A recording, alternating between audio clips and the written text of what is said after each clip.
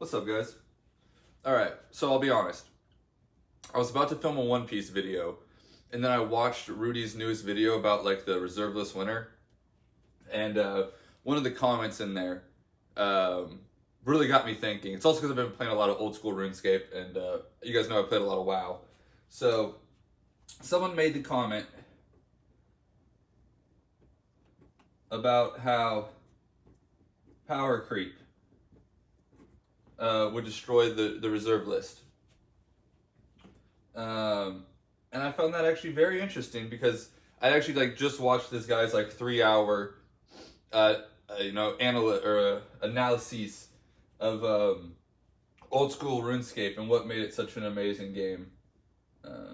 Death of the reserve list.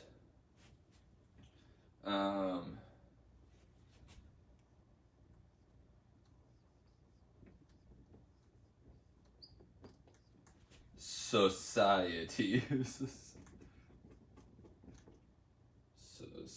Whatever. All right, this is to keep me on track. So first, we're gonna talk about what is power creep, why I think it's affecting the reserve list, and then we'll talk about the death of the reserve list. We'll kind of transition into that, and then if you can make it through all that, I'm gonna talk about modern society and why I also think it is contributing to the death of the reserve list. But we'll start with power creep. What is power creep? Since I'm making this off the fly, let's just throw up the Google definition of power creep if there is one. But essentially what it is, and this is a term mostly used in video games, but I can also, it makes sense that it's used in TCGs as well. You can really use it in any kind of game, right? And what it is most of the time with video games, you'll see this in expansions or patches and updates where essentially the modern content, usually what you'll have is your BIS, would be your best in slot, or what some would consider your best deck, right? The best net decks or whatever. And then an update or an expansion comes along and it essentially goes, it's not that it invalidates those decks, but it's that it takes just the power. Let's say if the standard, just go look at for example, go look at old Magic cards, right? And then now look at modern Magic cards. As somebody who loves Standard, and maybe why I'm so jaded and hateful towards Magic is because Standard is dead, but the cards are you have to have a PhD to read some of these cards now, right? Whereas back in the day, it was if some dude summoned a 7/7, you'd you were just oh, I'm about to get my stuff pushed in, you know what I mean? So the game, if you took basically if you took the best deck from even 1999, right? A few years after the game had been out, and you compare it to the best standard deck today, it'd probably just wipe the floor with that old deck, right? So essentially new cards have to come in to and why does this happen, right? It's most of the time it's because there's this thing, you should if you really care a lot about power creep, there's 3 hour long essays and stuff just to power creep. But there's why a lot of people like RuneScape is because they do very good, I think it's called linear progression instead of vertical progression, and that is very minimal power creep, where it's more situational upgrades, which is still inevitably power creep, right? And what those situations, what you can think of linear progression as is whenever they come into when they want to make a new card, but it's on the reserve list, they'll basically make a slight tweak to it to where it kind of does the same thing, but there's either a drawback or there's another requirement, and that's their way of basically working around the reserve list, right? And so then how does power creep contribute to the death of the reserve list? Well, one, the whole point of the reserve list a lot of time was because those were the most powerful cards. They didn't want them being reprinted. They wanted them to hold their value. And for example, mostly with the dual lands, the Power 9, right? Because there is a good chunk of the reserve list that is just useless. That's why they're only $2-3 cards, right?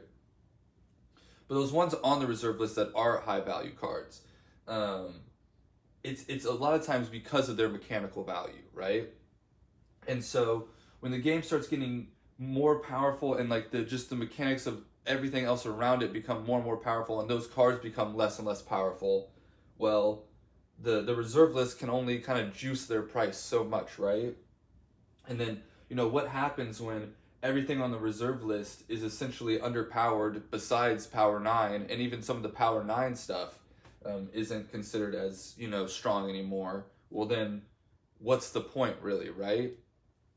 So essentially you're kind of destroying, but you're the whole point of this, right, was to preserve that. But when the power creep kind of has overcome it so much that people don't even look at those cards anymore, what's the point, right?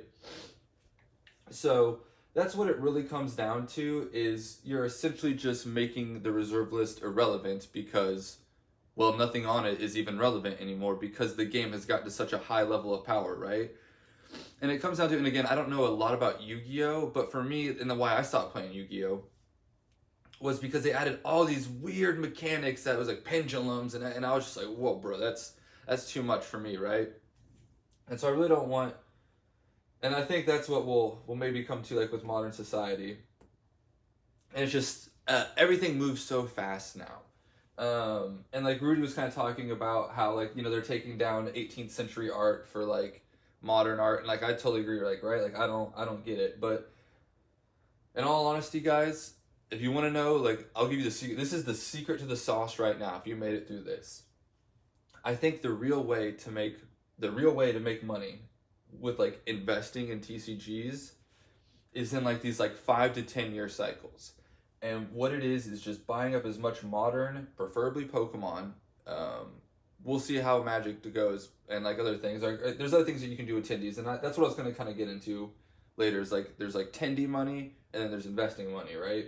But with how fast modern society moves now, I think the best thing to do is just get cases of Pokemon on launch, and then basically flip out of them every like 5 to 10 years. Whenever they hit the basically like $500 to $800 mark, get out of like 80 to 90% of that product, hold a little bit of it still, but then flip out of it, get into the new stuff, and then wait for that to mature 5 to 10 years and flip. Like, I wouldn't hold anything more than 10 years.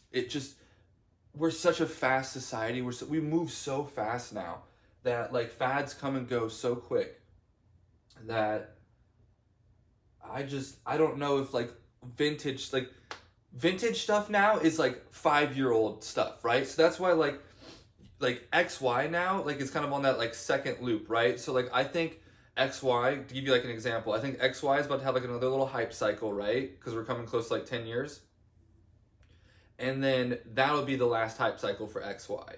And then we'll be hitting then the 5-year kind of hype cycle, where we are right now for like Sun and Moon and stuff like that, right? So it moves in like these like 5-10 year hype cycles.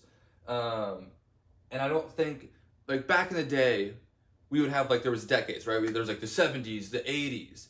Dude, now trends change like every 6 months, every year, right? Like, so I think when it came to like collectibles and people's like theories and like how they were going to do things in the 2000s and the 90s, they just couldn't account for how fast society was going to move. And I just don't think like vintage stuff, it just doesn't move. It just doesn't get caught up in hype cycles as much, really. Or it's harder to. I'm still working on this, but that's I think just with how fast society is, I think the best thing to do is just try and invest and sell within like 5 to 10 year cycles. But yeah, but that's basically my video for today. Tomorrow I promise I'll make the One Piece one that I was going to make today. But I just thought that was kind of like an interesting subject to think about.